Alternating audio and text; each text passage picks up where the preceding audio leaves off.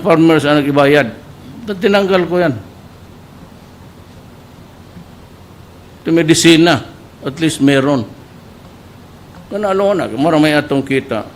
Kaya nga, dapat alisin natin yung that hinders our progress. Yung papasok na negosyo dito sa Mindanao kung ganun ang sitwasyon, na komunista, left and right. Apil na po ng mga terorista. Sige, kidnap. Dalawa, tatlo ang kalaban ninyo ha. Criminality. Mga hold-upper. Ito, famous ito sa mga kuratong baliling. Yung unang kuratong baliling ni Dictador Alquesa, police ninyo, chief ninyo noon, okay yun because they were used to fight against the communists, NPA. But yung mawala na si Dictador Alquesa, at saka nagkasakit na, it deteriorated. Pumasok sa kuratong baliling ang ex-army, pati yung mga bugoy, mga tulisan. Notong sigig pang hold up sa Manila, RCBC, harap-harapan. Kaya itong mga pulis na sumali, kung gusto ninyo ng pera, no questions asked. 2 million per head ako. Free, gusto ninyo, may dagdag ako, free Hong Kong. All expenses paid. Samahin mo, asawa mo, okay. Kabit mong ubanon, si Paon, taka. Butang ko ni mong problema po ito.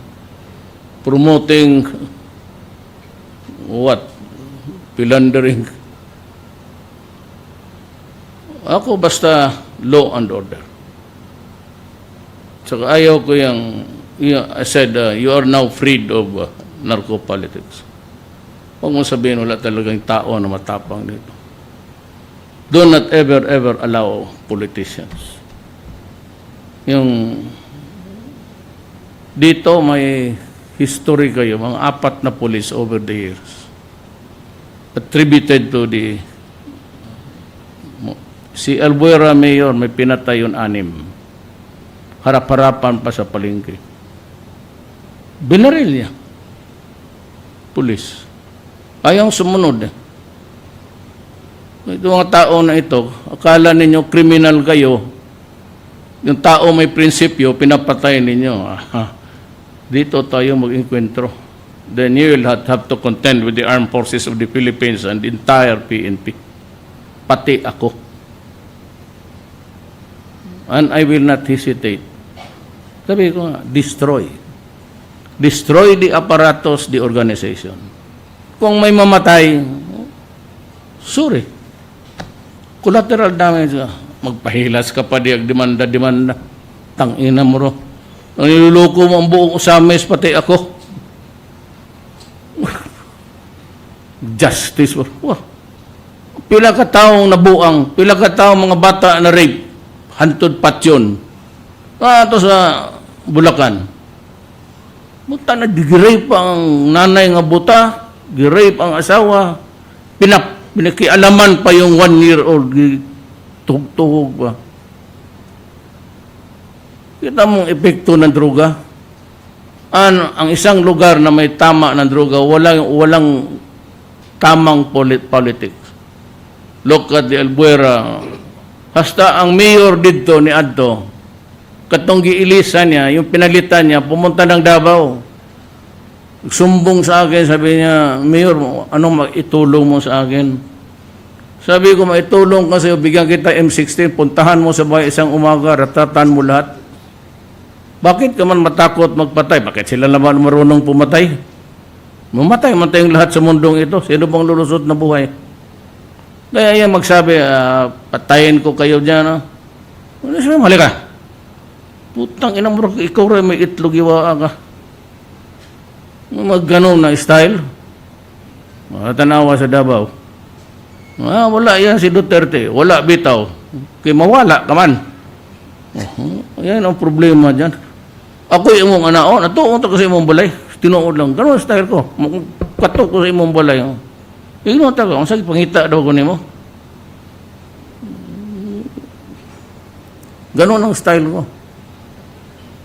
Ngayon, kayo dito, alam ko dito, di man ni City Hall, Noon City Hall, pagbantay mo daw, mo pintik tagbato nga dako. Tangan hot doon to yung ay nako. Remember, I still have 5 years. Kung hindi ninyo ako mapatay, utang, hinahinayon, tagyod mo.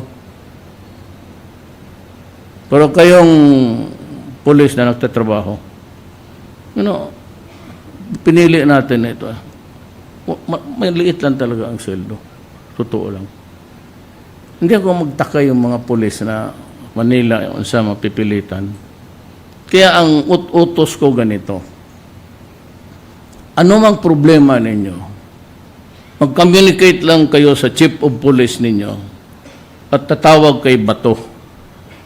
At sabihin, sir, assign ako dito sa station. May problema ako. Ano ang problema mo, sir? Kasakit ng whoever. Cancer, sir, lakogbero. No? Sige. Sabihin mo sa akin, ako'y magpatambal, tanan. Kung may ka, sir,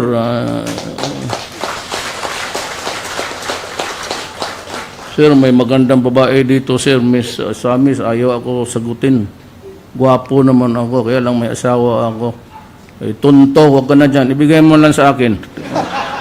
Presidente. Ingnon na nasa uban, success mo. Sino success? Sino ang ayaw na magandang babae? May sayin ang nawala, hindi ka na magkabiro na magandang babae. Kung gwapa, di, paibawa na ako. Pangitaan naglaing imo diya. Kung di magdugay kay I still have to honor so many commitments tonight. Mulupad na ko. I'm here to congratulate you. Mabuhay ang PNP.